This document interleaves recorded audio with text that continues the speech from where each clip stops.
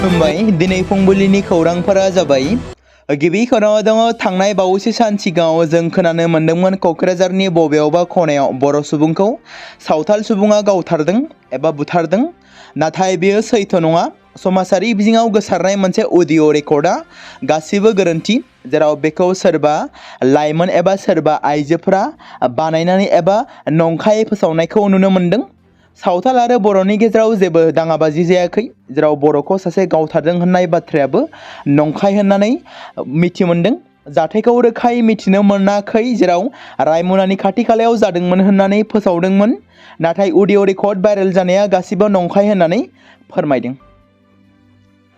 थारैनो आसामाव थानाय मोनद' हारिया एसटि मोननो थांगासिनो दं नाथाय एसटिनि खाबुखौ जोंनि सोरबा दैदेनगिरि सोरबा सोरखारनि खुंथाय समाव मिरु सोरखारनो हरनाय एनअसिआनो दिनै बर'नि मोन्थायखौ फोजोबस्रांसिगोन नामा 45 लाख ट्राइबेल माहारिफोरनि सायाव गादबमारनो खाबु मोनमारसिगोन नामा 1,50 लाख सुबुं अनजिमा थानाय जौगालु हारिया बे समाव रोखायै आसामनि गिबि मन्थ्रिया गोजां बोथोरनि आसाम बिधान सभानि जथुमाव बुंनाय बादिब्ला एनअसि हरनायनि थाखायनो दिनै बेबादि खाबु मोननो थांगासिनो दं होनना बिथाङा रोखायै बुंदों मख'नो गोनांनि 6 सिडुल एरियायाव हादोरसा सोरखारा माबाफोर थांखि लानो गोनां जायोब्ला 6 सिडुल काउन्सिलनिफ्राय एनअसि लानांगौ जायो काउन्सिल सोरखारा एनअसि होआब्ला जायखिजाया आयेनखौ स्टेट एबा हादोरसा सोरखारा बाहायनो हाया एबा खालामनो हाया बिदिन्थि बादियै आथिखालाव आसाम सोरखारा बांसिन सुबुं अनजिमा थानाय आरो फारफ्रोमबो बिथिङाव जौगानाय आसामनि मोनद' हारिनो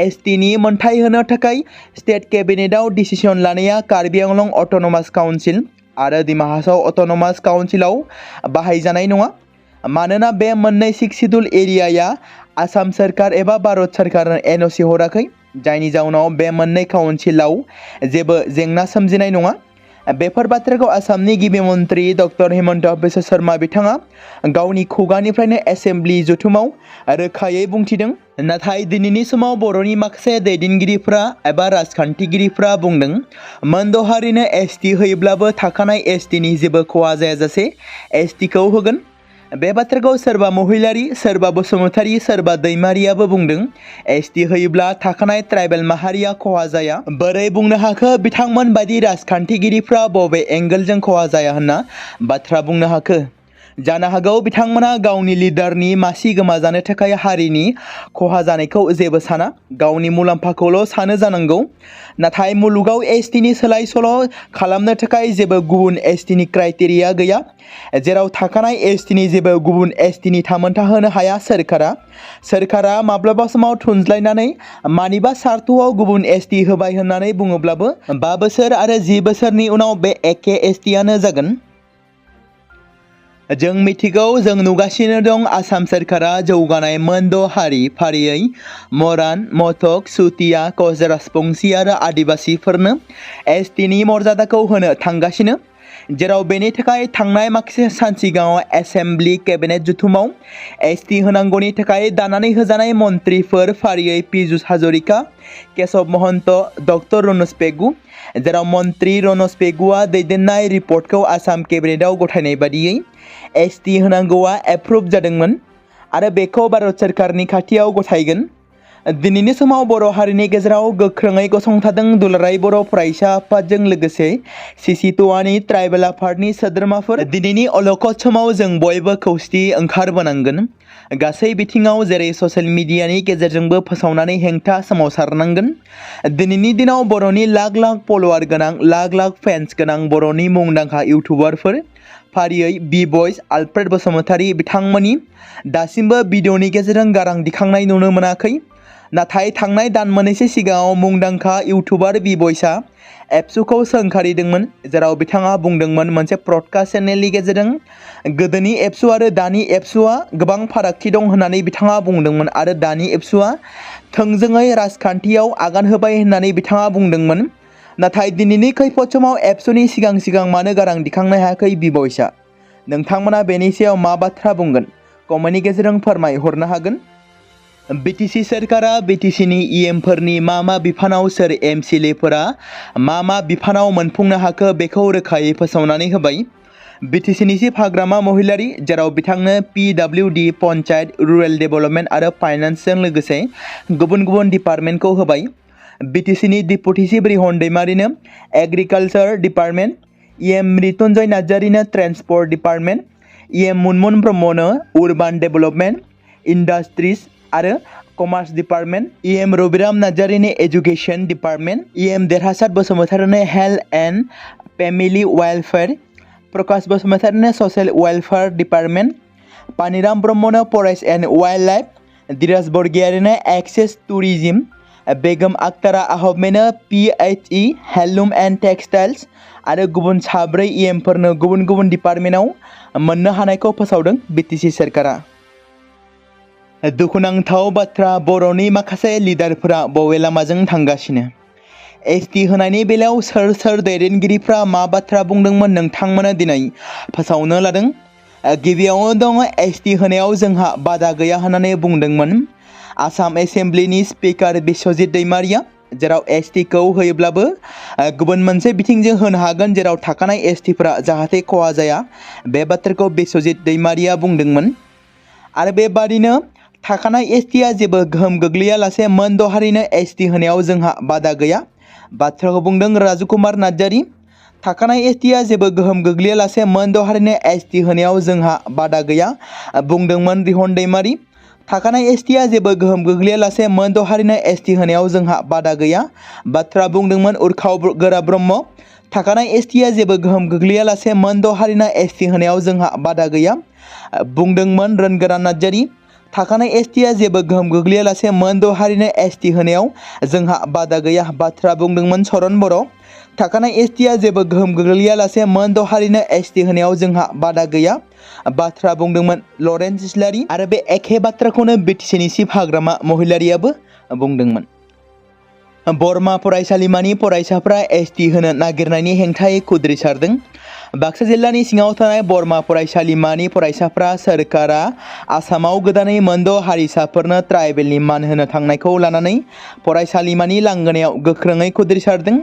बे समाव बिथांमोना जै ट्राइबेलनि जै, उइ वान जास्टिस, न जास्टिस न रेस्ट, ट्राइबेल इउनिटि लं लिभ, उइ वान सलुसन, आसाम सोरखार हुसियार, आसाम सोरखार हाय हाय, ट्राइबेल संग लं लिभ बायदि स्लगानजों होस्रिखावनानै बरमानि थासारिखौ गोमसारहोयो। आरो बे सोमावसारनायाव गासै 200सो फरायसाफोरा बाहागो लादोंमोन। सामुहाथियाव XNDB वेलफेयार एस'सिएशननि खौरांगिरि मेल लादों। बाक्सा जिल्ला 22 नं कक्लाबारि बियाबनि सिङाव थानाय सामुहाथियाव XNDB वेलफेयार एस'सिएशननि खौरांगिरि मेला थांनाय सानखालि जानानै थाङो। बाक्सा जिल्ला 22 नं कक्लाबारि बियाबनि सिङाव थानाय सामुहाथियाव जानो गोनां बड'लेण्ड मुभमेन्ट मेम'रियेल मिउजियामनि हाबाया थाद'नायखौ लानानै XNDB बिथांमोना खौरां लानायखौ मावथिफोर आरो बिबानगिरि बिथांमोना खौरां लानायजों लोगोसेनो थाबैनो मावफुंफिननांगौ होननानै खौरांगिरि मेल खुंदों XNDB वेलफेयार एस'सिएशन आफादा। 100% आयुर्वेदिक आरो अर्गेनिक मुवाफोर बानायनायनि दाबि खालामनाय बाबा रामदेवनि पतन्जलिनि जाग्रा मुवाफोराव फिन खेबसेबाव बेले-बेजे थासारि सोमजिदों। बावैसो सिगां जाग्रा आदार रैखाथि बिफानजों खालामजानाय मोनसे आनजादनिफ्राय मिथिनो मोननाय जादों दि पतन्जलि बानायनाय घिउआ सावस्रिनि थाखाय जोबोद खहा गोनां। बेबादि घिउ जायोब्ला सोलेराव गोबां रोखोमनि साइड इफेक्ट जानो हागौ आरो पाचनाव गाज्रि गोहोम खोख्लैनो हागौ। जाय मुवाफोरजों बेफोरबायदि गेम गेलेनायनि थाखाय पतन्जलिखौ फुड सेफ्टि डिपार्टमेन्टआ 1.4 लाख रां जुरिमाना फोनांदों। गुबैयै 2020 मायथाइयाव फुड सेफ्टि डिपार्टमेन्टआ उत्तराखन्डनि सीमा जिल्ला पिथौरगढ़आव थानाय पतन्जलिनि फेक्टरियाव नायबिजिरदोंमोन आरो बेयाव दिहुनजानाय गुबुन गुबुन मुवाफोरखौ आनजाद नायनो थाखाय बुथुमदोंमोन।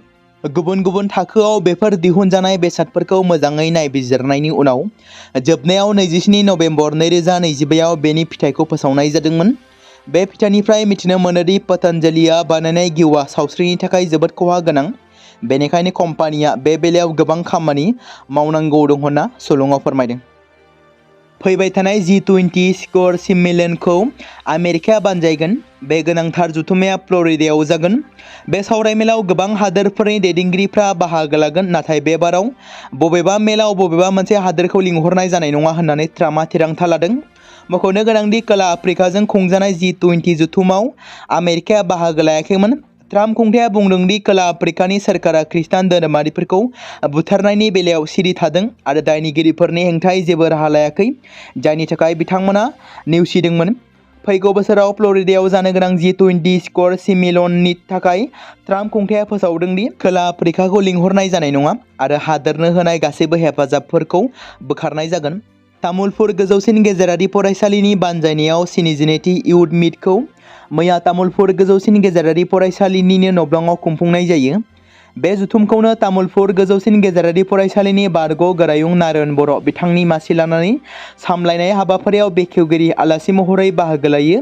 तामुलपुर जिल्लानि जिल्ला बेंगिरि पंकज चक्रवर्ती ACS बिथाङा हाबाफारियावनो बुंथिगिरि आलासि महरै बाहागो लायो। दुलाराय बर' फरायसा आफादनि मानगोनां आफादगिरि थामहिनबा लोगो आफादगिरि खोरोमदाव बिथाङा, मिरु एबसुनि नेहाथारि बिरखां नार्जारि, सुबुं फोनांजाब नेहाथारि नितु बर', तामुलपुर जिल्ला एबसुनि आफादगिरि बासिराम रामसियारि आरो लोगो आफादगिरि फुकन बर' बिथांमोनाबो बाहागो लायो। तामुलपुर गोजौसिन गेजेरारि फरायसालिनि बानजायनायाव 72थि इयुथ मिटखौ मैया तामुलपुर गोजौसिन गेजेरारि फरायसालिनिनो न'ब्लाङाव खुंफुंनाय जादों। बे जथुमखौनो तामुलपुर गोजौसिन गेजेरारि फरायसालिनि बारग' गोरायुं नारायण बर' बिथांनि मासि लानानै सामलायनाय हाबाफारियाव बेखेवगिरि आलासि महरै बाहागो लादोंमोन। तामुलपुर जिल्लानि जिल्ला बेंगिरि पंकज चक्रवर्ती ACS बिथाङा हाबाफारियावनो बुंथिगिरि आलासि महरै बाहागो लादोंमोन। दुलाराय बर' फरायसा आफादनि मानगोनां लोगो आफादगिरि खोरोमदाव बिथाङा बेयावनो मिरु एबसुनि नेहाथारि बिरखां नार्जारि, सुबुं फोनांजाब नेहाथारि नितु बर', तामुलपुर जिल्ला एबसुनि आफादगिरि बासिराम रामसियारि आरो लोगो आफादगिरि फुकन बर' बिथांमोनाबो बाहागो लादोंमोन। दिनैनि अलखद समाव जोंनि माखासे बर'नि सावथुन दिहुनगिरिफोर, सावथुननि मुंदांखा फावखुंगुर एबा फाव खालामग्राफोरा मानो सिरि? जेराव बेनि सायावनो सासे सुबुङा माखासे बाथ्रा लिरनानै फेसबुकनि गेजेरजों बुंथिदों। जेराव बिथाङा लिरदों, सासे साइलेन्ट भटार्स लाइभमेन सासेया लिरनानै बुंना हारि सिबिग्रा दाद बर' जोहोलावफोर, जेराव बिसोरनि सिनेमा बुलावबो नायला आं। बिथाङा ओरैबायदि लिरदों दि बिसोरनि सिनेमाखौ नायला, हारि सिबिनाय हिर' देखायना मा जानो, मोगथाङाव ओंखाराबा साइलेन्ट भटार्सफोरा बिसोरनोमोन दा। साइलेन्ट भटार्सनि थाखाय इलेक्शननि रिजाल्टनि उनाव फेसबुकआव लाइभ फैलाना भिडिअ बानायनो हाबाय। दा नाथाय अलखद समाव फंसेबो पस्ट होनो नुनो मोनाखै। जेराव सुखबीर कार्जि आरो सपन कुमार ब्रह्मनि सायाव बिथाङा लिरदों। जेराव बिथांमोना बुंदोंमोन, थांनाय BTC इलेक्शननि सिगां बर'नि मुंदांखा बयजोंबो मोजां मोनजानाय सुखबीर कार्जिया गावनि फेसबुकनि गेजेरजों बाथ्रा बुंथिदोंमोन फेसबुकआव लाइभ फैनानै, जेराव बिथाङा बुंदोंमोन BTC इलेक्शननि बागै। आरो बेबादिनो सपन कुमार ब्रह्म बिथाङाबो BTC इलेक्शननि समाव दावराव दावसि जानाय समावबो बिथाङा गोबां अजद होथावना पस्ट खालामदोंमोन। नाथाय दिनैनि समाव बिथाङा सिरि आरो सुखबीर कार्जियाबो जेबो अजद दिखांनाय जायाखै होननानै बाथ्रा बुंदों।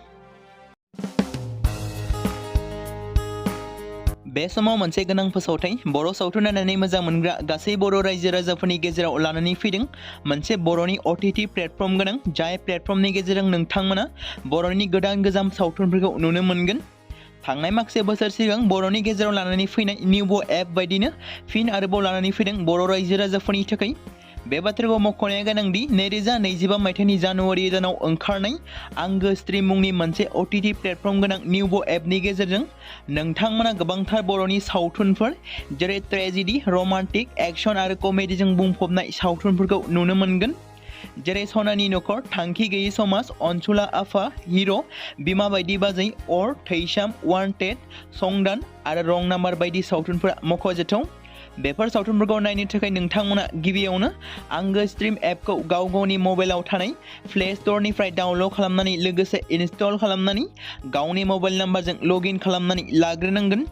बेनि उनाव नोंथांमोना गोबांथार नुनो मोनै सावथुनफोरखौ गुगोल पे, फन पे आरो पेटिएमजों रं नाम्बार सावथुनखौ नायनो थाखाय 60 रां आरो संदान सावथुनखौ नायनो थाखाय 80 रां, वान्टेड सावथुनखौ नायनो थाखाय 60 रां, थैसाम सावथुनखौ नायनो थाखाय 60 रां, बेबायदिनो गोबांथार नुनो मोनै सावथुनफोरखौ नायनो थाखाय सुबिदा खालामनानै होदों आंगो स्ट्रिम प्लेटफर्मा। फिन नोंथांमोननि गेजेराव फोरमायबावनो लादों, बर' सावथुन नायनानै मोजां मोनग्रा गासै बर' रायजो राजाफोरनि गेजेराव लानानै फैदों मोनसे बर'नि OTT प्लेटफर्म गोनां, जाय प्लेटफर्मनि गेजेरजों नोंथांमोना बर'नि नुनो मोनै सावथुनफोर जेराव गोदान गोजाम सावथुनफोरखौ नुनो मोनगोन। बे बाथ्राखौ मख'नाया गोनांदि 2025 मायथाइनि जानुवारि दानाव दिहुनजानाय आंगो स्ट्रीम मुंनि मोनसे OTT प्लेटफर्म गोनां एपनि गेजेरजों नोंथांमोना गोबांथार बर'नि ट्रेजेडी, रमान्टिक, एक्शन आरो कमेडीजों बुंफबनाय सावथुनफोरखौ नुनो मोनगोन। जेरै रं नाम्बार, संदान, वान्टेड, थैसाम, अर, बिमा बायदि बाजै, हिर', अनसुला आफा, थांखि गैयि समाज, सनानि नखर बायदि बायदि सावथुनफ्रा मख'जाथाव। बेफोर सावथुनफोरखौ नायनो थाखाय नोंथांमोना गिबियावनो आंगो स्ट्रीम एपखौ गावनि मबाइलाव थाखानाय प्ले स्ट'रनिफ्राय इनस्टल खालामनानै गावनि मबाइल नाम्बारजों लगइन खालामखांनायनि उनाव नोंथांमोना गोबांथार नुनो मोननाय सावथुनफोरखौ गुगोल पे, फन पे आरो पेटिएमजों रं नाम्बार सावथुनखौ नायनो थाखाय 60 रां, संदान सावथुनखौ नायनो थाखाय 80 रां, वान्टेड सावथुनखौ नायनो थाखाय 60 रां, थैसाम सावथुनखौ नायनो थाखाय 60 रां, बेफोरबायदिनो अर सावथुनखौ नायनो थाखाय 60 रां पे खालामनांगोन। बेबायदिनो गोबांथार नुनो मोननाय बर' सावथुनफोरखौ नायनो थाखाय सुबिदा खालामनानै होदों आंगो स्ट्रीम प्लेटफर्मआ।